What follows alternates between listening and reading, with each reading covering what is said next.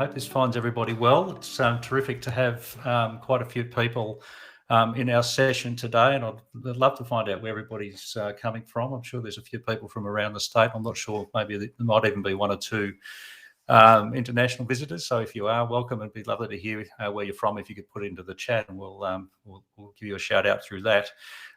Today, I'm really excited, as always, to be talking to Barry Zworestine. And Barry, you've spoken with us before, and it's been terrific having you as part of the Australian Veteran News Story. But I know you've got a story of your own that you'd like to share with us, and some advice to veterans and their families and anybody else who's interested in these topics.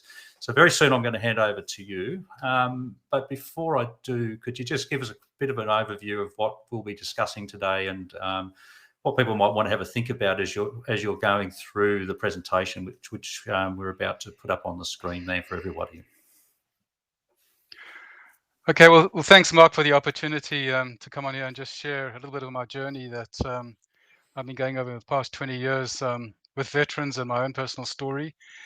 What I'm going to really address tonight, apart from my own background, is really looking at the transitional process. It's not something I really studied academically. It's something that was a fusion between my time in the Rhodesian Bush War and sort of 47 years after that, with very little understanding of the impact that it did have on all of us in those days in the early 70s. But it also emerged as a process of just sitting with veterans over the past 20 years, and current serving, both in Australia and the Rhodesian Bush War guys overseas who I'd been supporting for many years. So today I'm just going to share, it's almost the bones of my understanding of the transitional process. I believe that I don't really think it's been mapped out effectively. And as a result, I think people transitioning out the military are attempting to navigate through territory that is not effectively mapped out, and their compass in terms of how they navigate through it is still a challenge. And I think if I can contribute in some way to that, that's pretty much my vision as I drive the work I do forward. Let me see if I can change. Okay. So I was born and raised in, well, probably at that time it was Southern Rhodesia, which was a Rhodesian colony in 1953. And in 1976, I went back to do my national service in the Rhodesian Bush War. I had already been at university for 4 years, so I was, well, at that time quite a bit older than the guys who were serving, which ranged from 18 years and up. As a result of that experience, and reflecting back on it, I slowly, as I said, started to put together a way of understanding and communicating transitional complexities. And through a process of talking to the guys I was sitting with, I began to understand that really what we need to do is use language that comes from the territory of veterans. And I started to use operational concepts to train in ways to navigate through the transitional territory. I've worked with veterans here in Australia for nearly 20 years. And for those of you that are interested, I love running. I was an ultra marathon runner for many years, and I play the didgeridoo. It's a useless piece of information. I think my core thing always is you should not be leaving your veteran behind. I say this because when I left, and many of us left the Rhodesian Bush War, we had no idea about impact. There was nothing written on trauma, combat stress. We just whipped out of the war, and in my case, 3 weeks later, I was at university waking up 20 times a night, hypervigilant, and a lot of body aches and pains. And I really didn't have a clue where that came from. In fact, when I look back, I don't even think I was even seeing myself as a veteran. You just were in the army, you left, and then you were back in civilian life. That picture was taken in 1976. And over the years, I've had people say, well, that can't be possible. Nobody goes to war in a pair of very tiny shorts. But that was pretty much the standard dress for Rhodesian Army. We worked in 4-man sticks.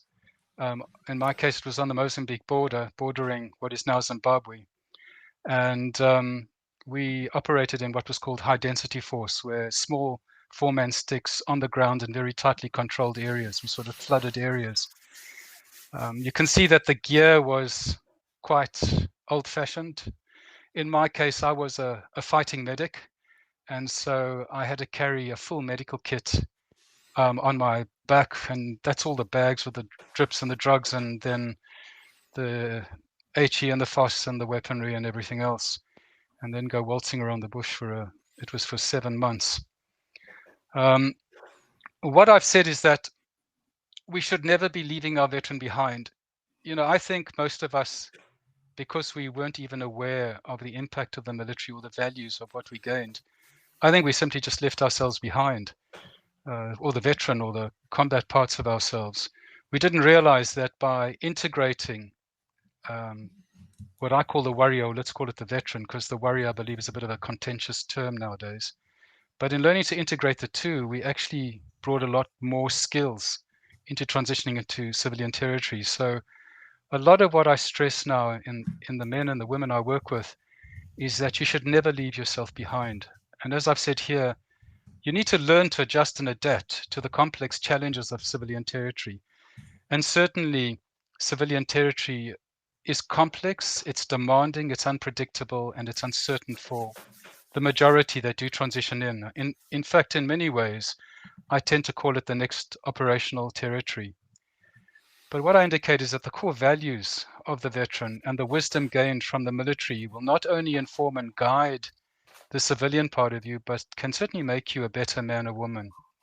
You know, if you think about it, in the military, some of the core values of reliability, dependability, sense of other, self-sacrifice, and service, I think those are fairly thin on the ground in the civilian world, which is very much me-centered. And I think those values that veterans bring into the civilian world are really should be valued and really have a place. I've said that who you were can and should become a part of where you are now. And I don't think it's about getting stuck in the past, but I think it's about allowing the past to inform the present.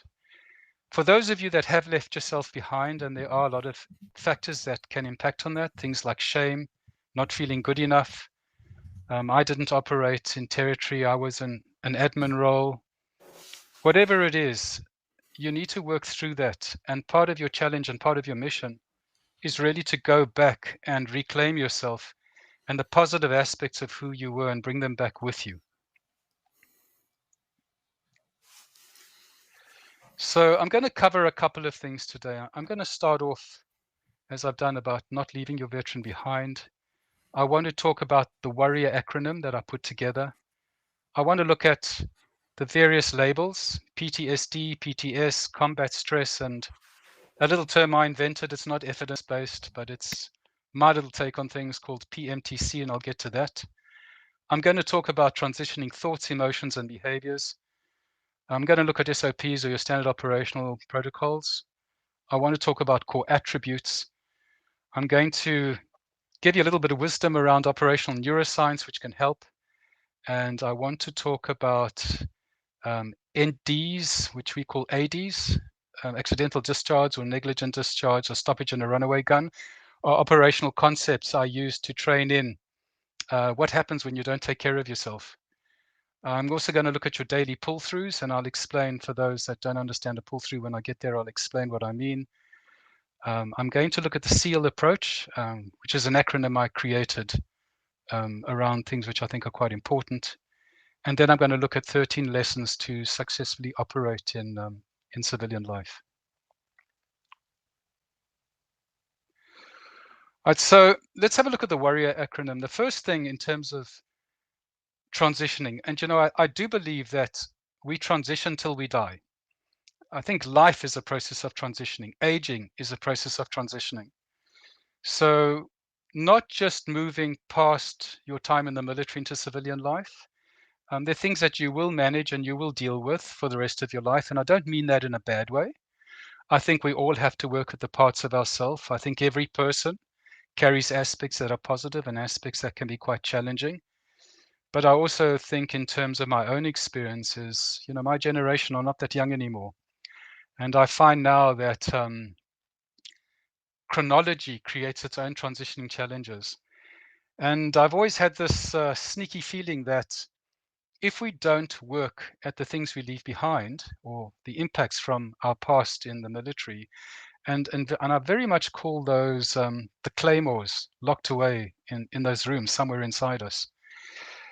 I used to resolve my Claymores by running, and I went from 10Ks to marathons to ultra marathons until somebody said to me, "What are you running away from?" And they were right. And so physical fitness and well-being are critical, but at the same time, I think it's also really important to realize that if there are claymores that you are carrying in your room, moral injuries, if there's any levels of post-traumatic stress or combat stress or anything that's impacting on your life that you don't want to get near, I think it's important to find ways to look at it and get the support you need, because I have a feeling that as you age and your ability to engage in activities which band-aid what you're holding inside yourself thin out, stuff can come shooting out of the starting blocks at 100 kilometers an hour. So I think this WORRY acronym is quite important because we all need to change. We need to move on. We need to transition, and we need to realize that we are entitled to health and well-being and effective and happy relationships. So the first one is, what is your will to change? Change and transition is challenging. And if you don't have a will to change, no one's going to bring it to you. You need to dig deep inside yourself and ask yourself, what are you willing to do to create the change you want and to cross that finishing line that you need to cross? It's very much the experience I had when training for ultramarathons. Was at some point, certainly at 60Ks, we always say the race really begins, because at that point, you're no longer running on carbs, you're no longer running on anything but will. And if you haven't got that will at that point, then you're simply going to be sitting down and you're not going to be getting up. And so that will to change is what carries you through the adversity, the exhaustion, the challenge, and sometimes the experience of failure. The next thing is, what is your ability like to adjust and adapt? Coming from the military, however many years ago, we're not warriors anymore. We're not in the military anymore. You may not be a first responder anymore. And to try and hold on to who you were really inhibits your ability to become who you can be. And a core thing in the military, as you all know, is the capacity to adjust and adapt as situations and demands change. And for those of you that are listening and have come from the military, you've learned how to adjust and adapt constantly. So you can take the same tools and put those into your current journeys. The other one is, Barry, what is your risk? Yeah. Sorry, I didn't want to interrupt your flow, but I was really interested in breaking in to find out what is it that, obviously when you go through military training and you're really involved with all this, and somewhere people do lose the will to change, and they've put, I guess they get so spent with all the military training and everything else. What is it? Why does that happen, do you think? What's the mechanism? I think the answer, if you look at it, if you see the back of your brain as your ambush zone, that's where all your emotion is. And you see the front as your OP, and I'll get to that one, but that's your observation post. That's the place at which you have distance from the situation at hand. And you can plan, organize, you can adjust, you can adapt. The problem is, when you've had experiences that for whatever reason are quite profound and can be quite traumatic, and then following that, your life presents you with endless challenges. It could be divorces, it could be loss of employment. Effectively, what happens is that you're stuck in the back of your brain. You're stuck in emotion, exhaustion, depression, anxiety, stress, and poor sleep. And often that couples with poor nutrition and use of alcohol. At that point, when you're in your ambush zone, you cannot think, you cannot plan, and your ability to create action is zero. At that point, what I'm saying in terms of these protocols here, you're not capable of doing. That's the point at which you need to talk to your family doctor, psychologist, veteran services. You may need to go off to a clinic and spend some time there and look at the things that are happening. But there's some things, Mark, that as you raised, you cannot dig yourself out of yourself. And so one has to be careful that when you feel you are stuck in the place you describe, that you do get some help and you do talk to somebody. I guess it comes from this mode that you're in. You don't have the perspective. You've only got one perspective. Is that, or a limited Yeah, range of ways of looking at yeah. life? Yeah. Yep. So when you get into your ambush zone in life, all you're doing is you're thinking about survival. You know, in many ways, it can feel as if you're in an absolute ongoing continuous contact zone. Everything is firing at you at all cylinders from a 360 degree. It's not easy. It's unpleasant. And you know, when that carries on, that's part of why we are looking at the large numbers of individuals that are choosing to no longer live, which is a tragedy. And it has a physical effect on people too. It's not just Yeah. psychological, is it? Oh, it's huge. I mean, remember, you're pouring adrenaline into your system. So, you know, when I came out of my war, many, many years later, I understood that I actually had adrenal burnout and that I was trying to put adrenaline back. I was trying to resolve this by running and running and running. But you can't. You can't put it back. And so there's a relationship between the brain and the body. What you experience is in your body, it's in your hormones. So there's huge impacts physically, huge. And one of the things you're talking about is that, this whole idea of mapping it all out. But I think it's impossible to map out something that's so multidimensional. Yeah. Because one of the things I think you might be talking about in terms of the use of adrenal, the adrenaline aspect of it, some people look for risk taking and other things as a common They do. outlet for that too, and Yeah, that's they can be do. quite destructive and dangerous, not Yeah. only to themselves but also to relationships and things like that. It's huge. So I think the things you're looking for are as you navigate through your territory, how are you connecting with others around you? And you know, if you sit down one day and you realize I'm not sleeping, I'm consuming too much alcohol, my mood is really poor, my marriage is in distress, my relationship with my children is going downhill, that's the time to get some help or let somebody step in and offer you some help. Absolutely. What I'm doing is a map, and to some extent, that map can help you navigate, but they're core things that this is not going to touch. What I mean, I know we're talking about veterans here, but part of this is the families. I mean, I'm assuming that they go through a process where they're actually wondering about what they've done wrong or what they can do around Yeah. this sort of situation. What's a good sort of way for them to at least start coping with it or start thinking about how to, how to deal with it for themselves? And, is it something that they would commonly perhaps blame themselves for, or feel that it's directed at them, but even though it may not be, etc.? I mean, what's your insights for family members who might end up watching this? You know, Mark, I think at war, whatever is directed at you from what we perceive to be the enemy is what the veteran struggles with. But when he comes home or she comes home, unless we've done our work, we create that war at home and we become the enemy. And so our families then experience at home exactly what we experienced at war. Now, what I've often done a lot with the guys when I see them, or even if they're not, the veteran can be a male or a female, is to get the partner in, and I do a veteran debrief. Part of how I wanted to create impact on that was in my first little book, Which Way's Your Claymore Facing, I actually wrote a letter from the veteran to whoever, the partner. Because what I found personally and what I found with the people I was sitting with was that it's really hard for us to talk about what's happening inside us. And, you know, I would say I'm still within that territory. There are things I can't talk about. And if I do try and talk about certain things, it's not easy.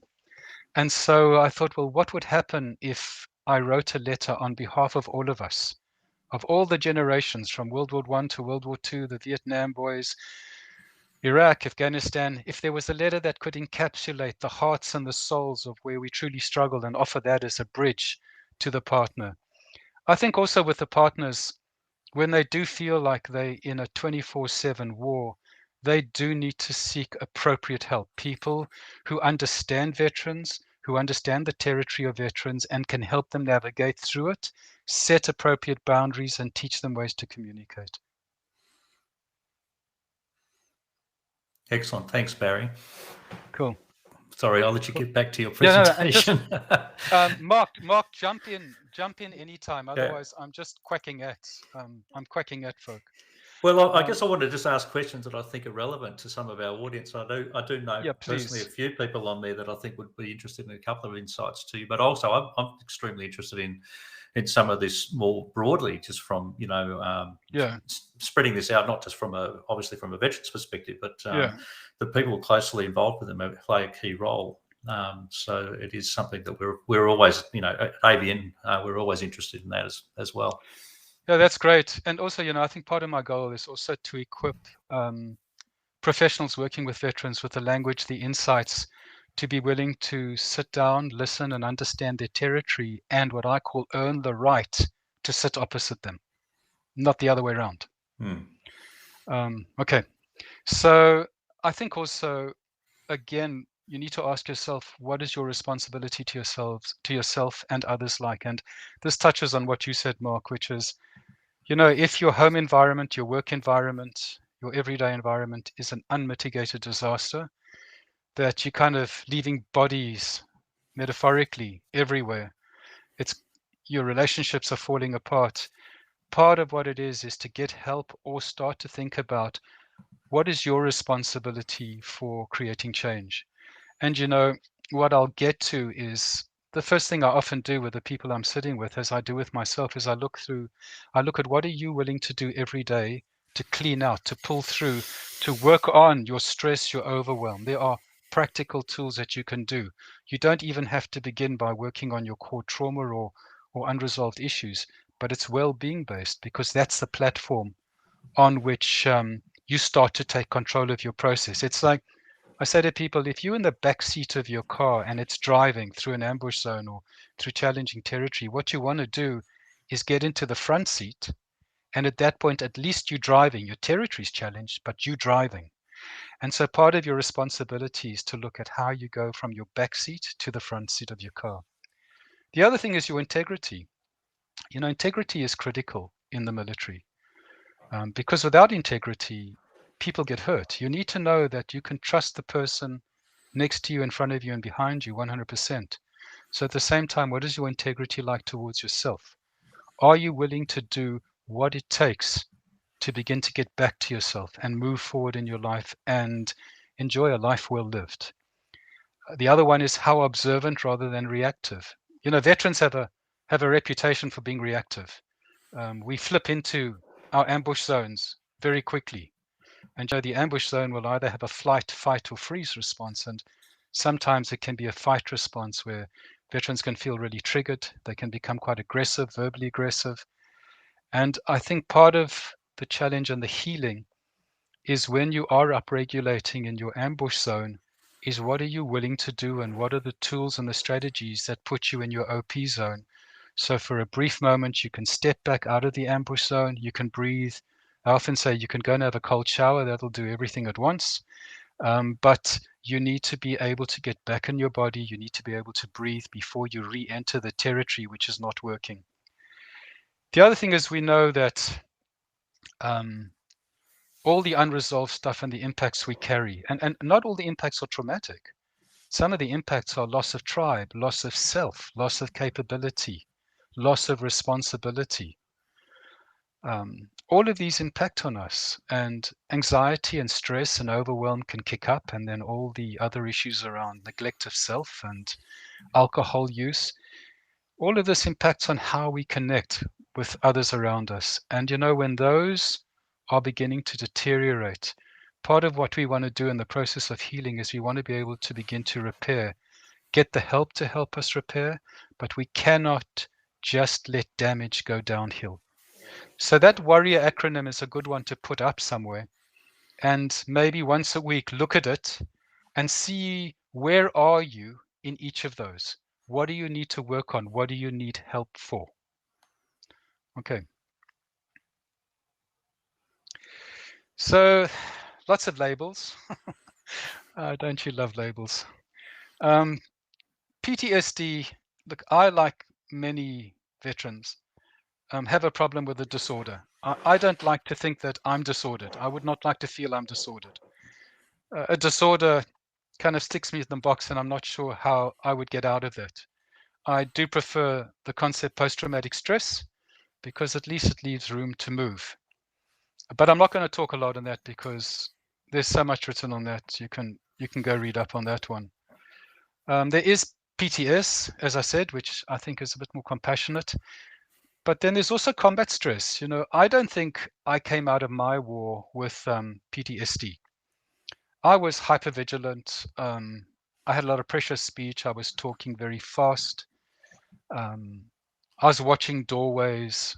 I was getting overwhelmed in busy environments. But it wasn't PTSD because I was still functioning extremely well. So I think there's also combat stress. And that's the inevitability of just being in states of hypervigilance over long periods of time. You know, even if you're not in the shooting and the killing, even if you're operating under high states of hypervigilance, there's an impact. Because when the brain transitions into the civilian world, the brain doesn't go, okay, we've transitioned, we're just going to rewire. The brain at war, or the brain in the military brain is also a very different brain. It likes to be on time, it likes to be in order, it likes a hierarchical structure. That brain stays. And so we can, unless we shift that brain, we become the sergeant major in our families. We structure things. It's a way we speak to our partners. We deal with our kids or manage conflict. So even combat stress has its flow over. And in many ways, if you don't have PTSD, just have a scan of your territory and think about how are you in the territory you are navigating through at the moment, and ask your partners and ask your friends for feedback, and then really give some thought to that. The thing that I came up with is that, as I said, transitioning is a hell of a complex process. And what I realized is that I think a lot of people get lost on the way because it hasn't been mapped out. Now, if you think about what happens when you get lost between the military and between civilian world, your stress, anxiety kick up, self-esteem goes down.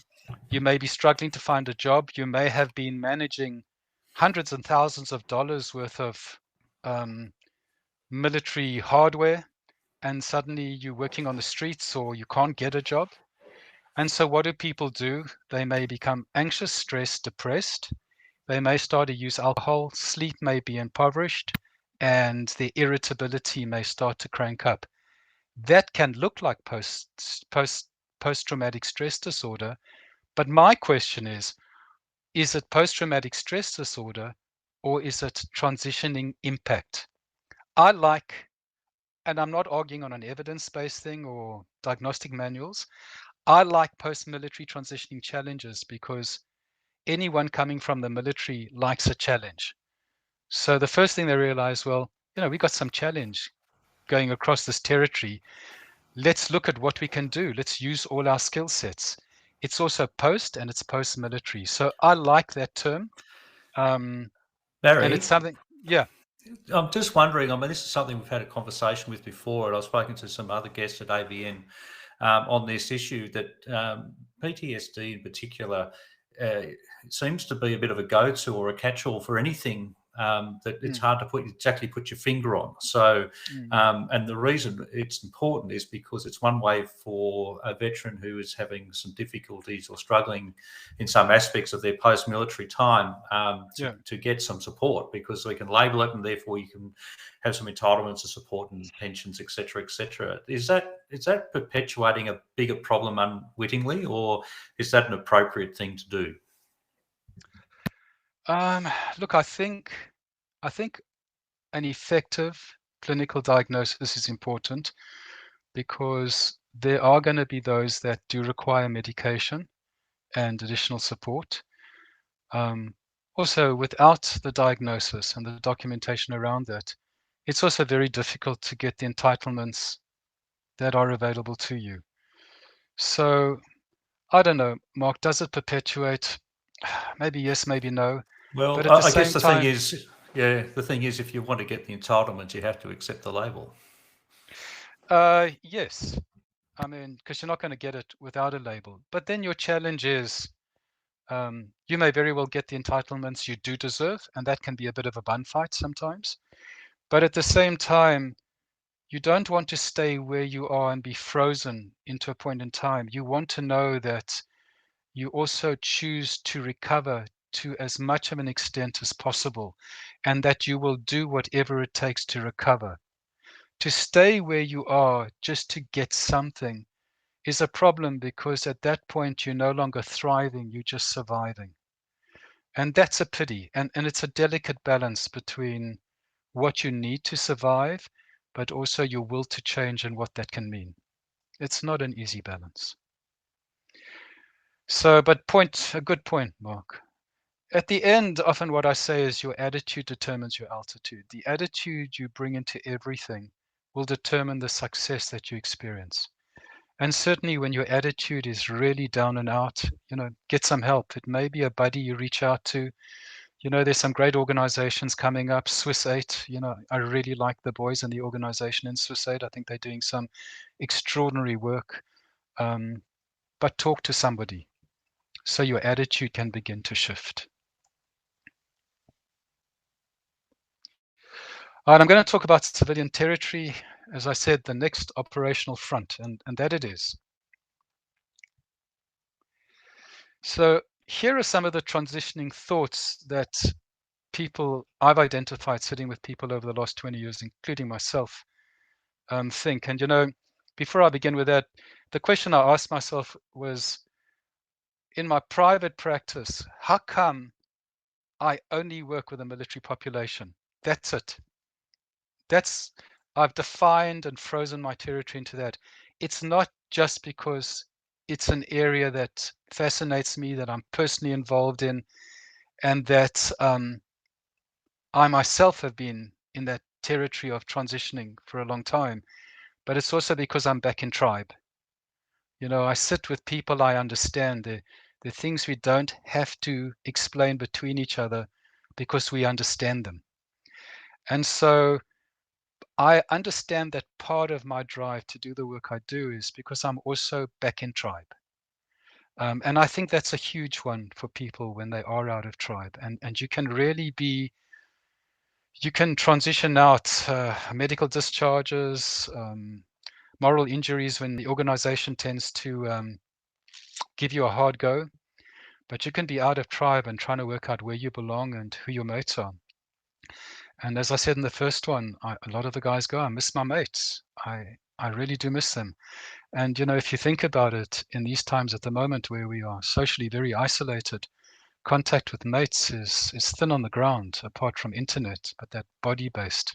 You're going having a drink with your mates, going for a run with your mates.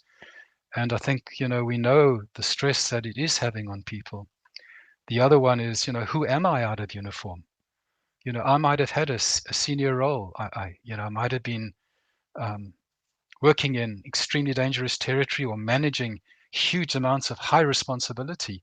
But who am I now? Because civilian life is not waiting. It's not got a banner for you to come in. You have to go in and you have to redefine yourself and find acceptance. It's not going to be given to you, and that's not easy. The other one, which took me a long time to work that one out, and I first tracked it in myself when the Rhodesians actually marched in Anzac in Sydney. And I remember standing there, and there were a number of SAS and the Salute Scouts, our reconnaissance units, and the RLI. And those guys were in cross-border pursuits, anything up to 5 or 6 contacts a day. And I looked at those guys, and even though I was fully operational, I remember feeling lesser than who I was. And that was a very, very uncomfortable feeling. And over the years, as I've slowly opened up this question to the guys, and I'll often say things like, how do you feel about wearing your medals? How do you feel about marching in Anzac? And there's always a hesitation. And with I think the majority of people, it's, I don't feel I've earned the right to call myself a veteran. Now, the interesting one with that one is, I have a mate who's a Navy SEAL, was a Navy SEAL, a commander in the United States. And I was talking to him, and he said to me, I feel the same way, because I don't think I went into as many complex challenges as a lot of my mates did. And so my response to everyone, including myself, is where does this stop? Right from the bottom to the top, people are feeling that they haven't earned the right. They don't feel good enough, strong enough. I haven't crossed the wire. I didn't have enough contacts. I didn't kill, whatever it is. So we have to watch that one because that one can hollow you out from the inside. The other thoughts that I come across is civilian life is confusing, random, and noisy. And for those of you that are listening, ask yourself, how are you in the noisy shopping centers when you go with your wife and kids or your mates and everybody's running around and there's endless noise 360 around you? What is that like? How do you feel? As I said, the brain doesn't just change in the transition between the military and civilian life. And a lot of folk go, well, my brain is still operating on the battlefield. I'm driving a car and I'm looking for IEDs. I'm sitting in shopping centers and looking for escape routes. My kids get angry or somebody gets in my face and I just feel like I'm about to move into an aggressive zone. And they don't know what to do with that because the wired brain is beyond conscious intent. That brain drives you, it controls you. I've often heard people say, I feel unskilled and ineffective. I was doing high-tech stuff, huge levels of responsibility, and the best I can get is a manual job. And there's nothing wrong with manual jobs, but it's that gap between who they were and what they need to do. And that can be challenging for them as well. A big one is the statement that my family and civilian mates don't understand me. And, I often say to the partners of veterans, you're married to a very complex animal. And I don't mean animal in a derogatory way, but they're very complex, how they think, how they feel, how they behave, where they connect. And civilian mates can't get it. And also because veterans can't talk about a lot of things to civilian mates, because at some level, even with allied health professionals, when a veteran wants to raise something, they're watching your eyes. And if they talk about something that's quite traumatic or quite potentially horrifying, the first flicker they see from you, they're not going to carry on. It's a high risk to be able to put that part of yourself out there. It's like a sniper once said to me, he said, I've never said this to anyone because I simply can't. And I said, okay, well, throw it at me. And he said, what I miss most is hunting humans. And I said to him, you know what? I understand that. And I do understand that because I understand that inside myself. And all of us who've been there understand that as well. Because what is the military training? Part of the training is whether you're operational or not, is to learn to be able to, at its crudest level, to be able to kill. So there are things that people struggle to word and others struggle to understand and hold. And I understand that compassionately. What that then does, it puts people in positions where they're saying, at the moment, I just feel very lost and alone. I don't know where to begin. I don't know where to connect. I've lost my tribe and my mates. And sometimes it can get so bad when you're caught up in your ambush zone that people start to say that everyone feels like the enemy. I feel like I'm back at war. It's just a pervasive hopelessness. And all they want to do is go and get a little piece of ground somewhere in the bush and leave civilization alone.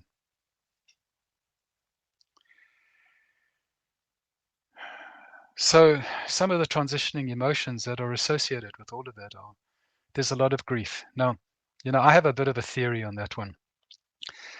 Often what we see is anger, frustration, irritability, depression, reactivity. I think as I've scratched beneath that, both personally, with the people I've sat with in this country for 20 years, and with my own mates from our own war, at the bottom of all of that is grief, the deepest, deepest grief. But grief is hard to get to because it's deeply uncomfortable. It's easy to be angry, but it's hard to feel the grief. And I feel it sometimes. I see me playing it out when I'm watching a movie and I can feel I'm starting to get quite emotional. And my wife looks at me and she says, you okay? And I'm watching myself and I'm going, yep, I'm fine. She goes, no, you're not okay. And I go, I'm fine. I'm telling you, I'm fine. She goes, you really don't look okay. And I go, trust me, I'm okay. Now, in my head, I'm going, I do this every day, but look what I'm playing out at the moment. I don't want to go to that grief because it's painful. It's like It's like a massive well full of grief about loss of who I am, my connection, my mates I've lost, things I've seen. But there's a terrible grief that lives in the middle of virtually every veteran and even current serving I've sat with. And it's about slowly allowing that to move out of your body, slowly.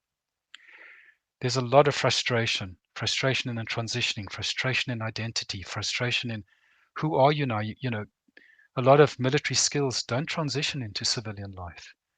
With that comes anger. With all of that comes stress. Anxiety kicks up, irritability kicks up. You can start to feel hopeless. You can feel isolated. You can feel depressed, and you can feel numb. So these are some of the emotions that some of you listening today may be going through. And it's a good map, because if you are working with someone, sometimes it's difficult to know what you feel. You just know that inside you're not feeling good. Well, if you look at those, see the ones that resonate with you, and then bring that up. You know, I realize I've just been feeling really angry, or I'm feeling so isolated, or I'm just feeling really numb at the moment. And of course, the behaviors that go with it. Alcohol, we know, is the big one. And you know, with the brain, when you're experiencing overwhelming stress, the first thing you draw on to reduce that stress, the brain is very smart. It connects.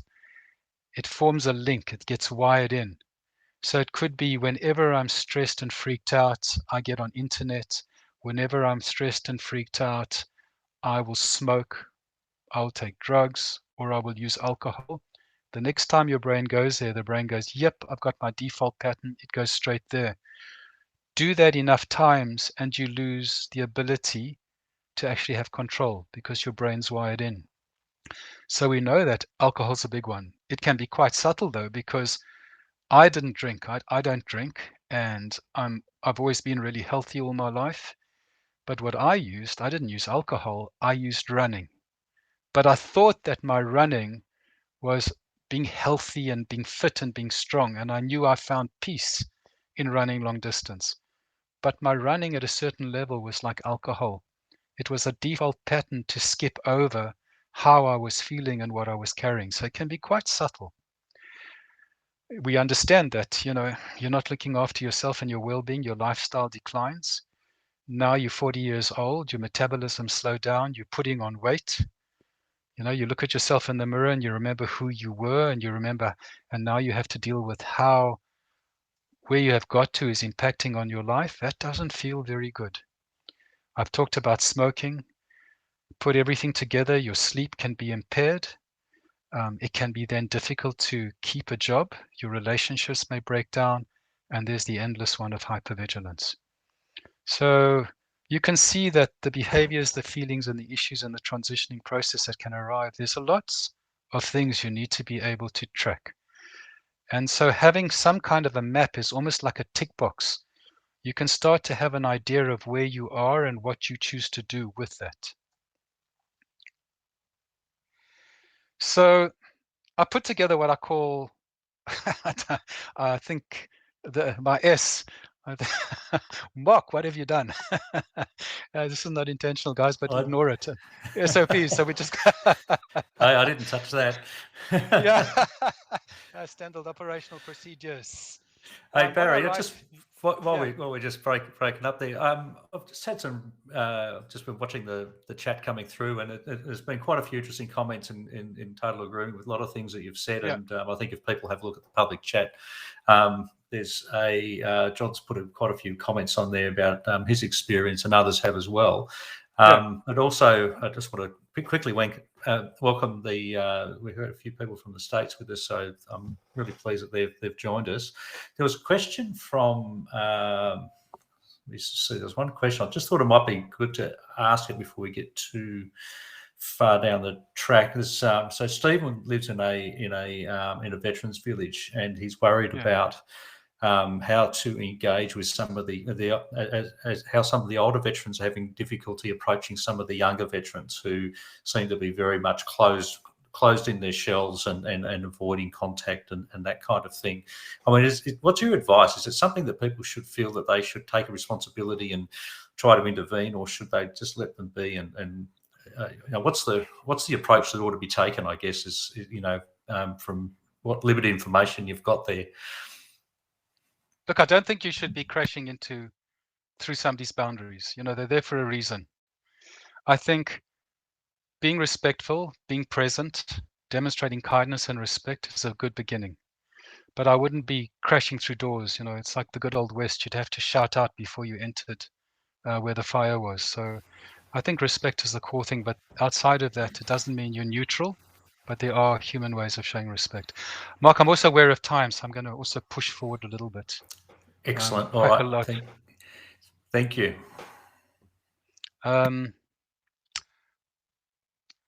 Okay, so I'm just going to run through these quickly because it's not too hectic. This one is, if you think about a successful operation, it needs leadership. Are you willing to become your own leader? Are you willing to ask for leadership from others? On-the-ground intelligence is very much creating a map and an understanding of the transitional complexities, which I'm trying to do. Looking at operational protocols, what is it that helps you navigate your communication networks? Who do you communicate with? Are you being supported? Who are your mates, organizations? Appropriate weapons and weapon maintenance is very much the tools you take and how you look after and use those tools to support you. Backup are the people that are there for you, and the team is the organization or the individuals that surround you. Again, the core attributes necessary for successful operation, as I've said, you need to have adaptability, you need to have resolve, self-discipline. It does take a certain amount of toughness, even if the toughness is the willingness to ask for help. Trainability is to learn to become different, to adapt and adjust. It takes teamwork, it takes a level of judgment, dependability and reliability directed towards yourself. And again, look at those and figure out where you are not paying, what you are not paying attention to. So a quick little bit of operational neuroscience, which will help you. As I indicated, front of your brain, I call the OP, and that's the place that you're calm, focused, observing, planning, managing, monitoring, and distance. This one keeps you out of trouble. It stops you from shooting your mouth off and behaving really badly. And the challenge is how you get out of your ambush zone into OP, and I'll talk about a few tools for that.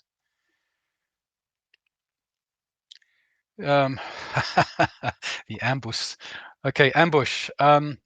As I've said, when you're in your ambush zone, these are the only ones. You're alert, you're aggressive, reactive, hypervigilant. You've got your explosive ups, you've got your trip flares up.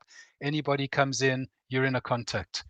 So remaining in your ambush zone is really counterproductive. And when you're in it, there's some things you can do. And if you can't get out of it, ask for help. Staying in that part of your brain is simply bad news for you and others around you. I often explain, this is probably the core thing that I explain to people. When you're in the military, you clean your weapon. Cleaning a weapon is a weighted piece of lead with a piece of string and an oilcloth at the back of it. And you drop that down, it cleans your barrel.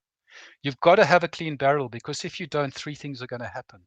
You're going to have an accidental discharge or a negligent discharge when your weapon fires off without you meaning it to fire off. You're going to have a stoppage. The E disappeared somewhere.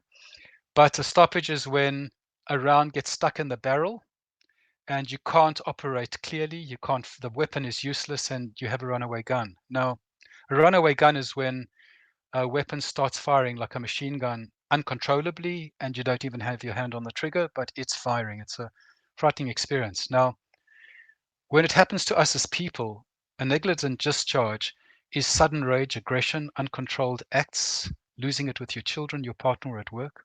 A stoppage is you can no longer operate clearly due to high anxiety, stress, or depression. It's a literal shutdown of your ability to function. And a runaway gun is when you are simply out of control.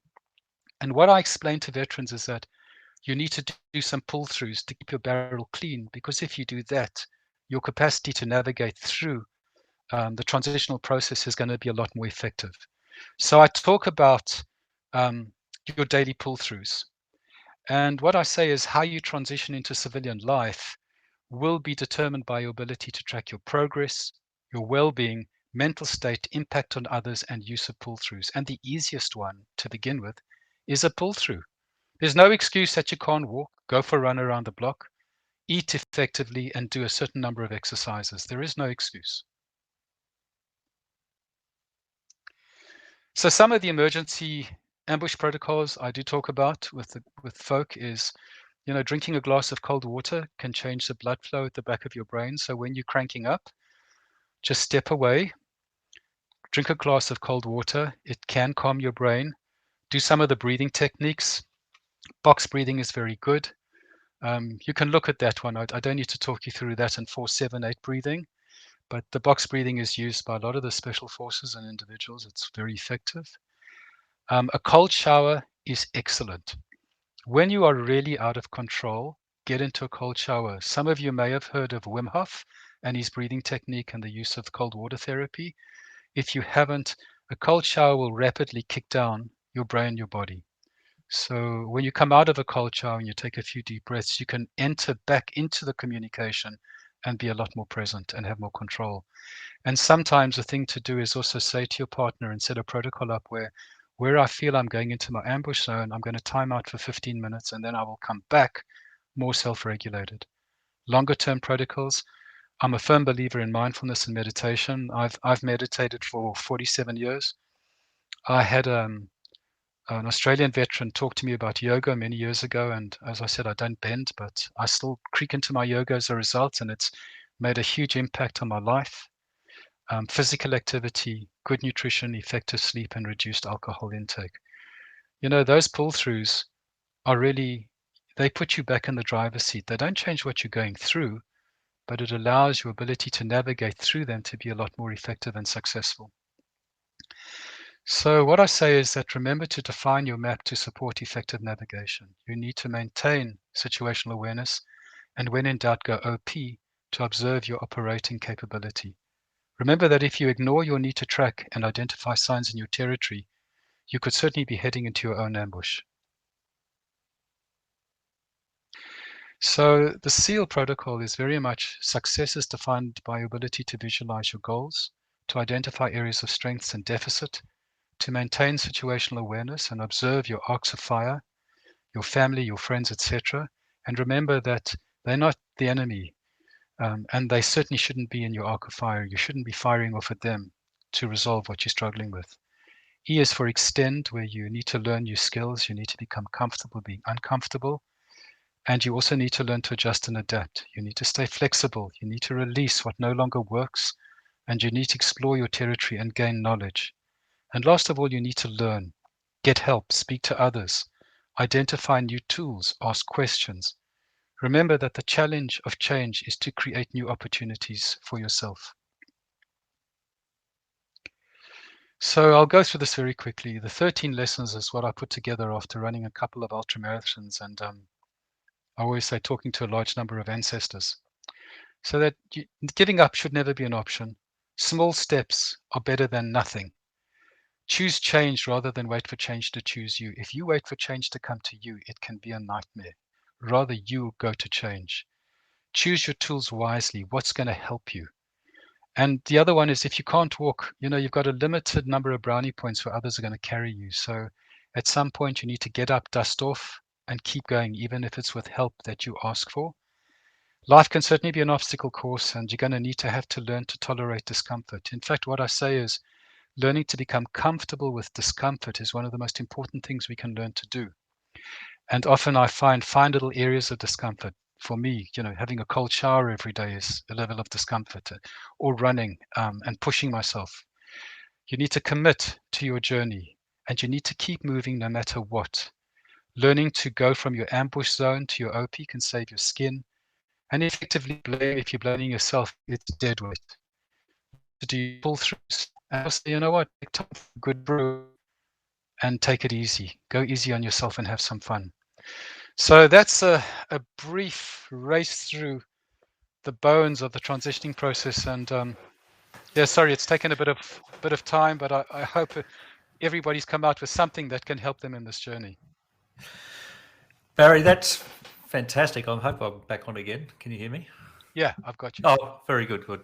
Look, fantastic. I was wondering how you were going to get through such a large number of slides halfway through there, because the conversation was so good, but you did it not in a rushed manner, but in a way that was just just summarises it very, very well, and I'm sure people will get a lot out of this. A little bit of a problem with the way our software's messed up your pagination on your slides, but we can sort that out with potentially make some. You've got some plenty of material and probably a lot of this material in your books and also on your website, which is up there at the moment, which I hope people will take the chance to go and have a look at. And of course, we're extremely grateful that you've offered your Saturday afternoon or Saturday evening with us and given us the chance to speak with you and hear your thoughts. There's so many things. I mean, I've sat down, Ray, took a lot of notes for myself.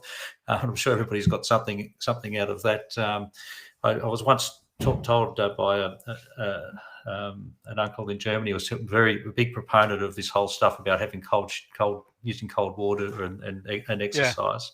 And there's a lot to it. I think that it's worthwhile. But look, there's just so much in there that I just think everybody's grateful. I just want to see if anybody's got any questions that they want to post up before. Awesome, Mark. Just to add that, if folks give me a day, the PDF is free. There's no cost. And that's got everything in it. But at the moment, you have to sign in and leave your name, leave an email. I'm taking that all off, and I'll do it tomorrow. And then folk can go in and simply grab the PDF, download it, and keep it and distribute it as you wish. That's fantastic, Barry. Thank you so much. And on behalf of us all, I think it's terrific. Just looking for any final questions from our patient and very engaged audience, I must say.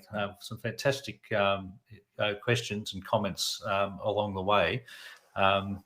Just looking out for anything else. Can't see anything coming up at this stage. Okay, nothing's come through at this point. So look, it's we're only a fraction over time, which is fantastic. And once more, Barry, thanks so much for your time today. And we'll put this. Get a copy of this has been streamed on YouTube, so there will be automatically a recording there, but we'll do an edited version as well to fix that up as well. So thanks again, Barry, and have a good night. Yeah, thank you, and thanks to everybody for coming.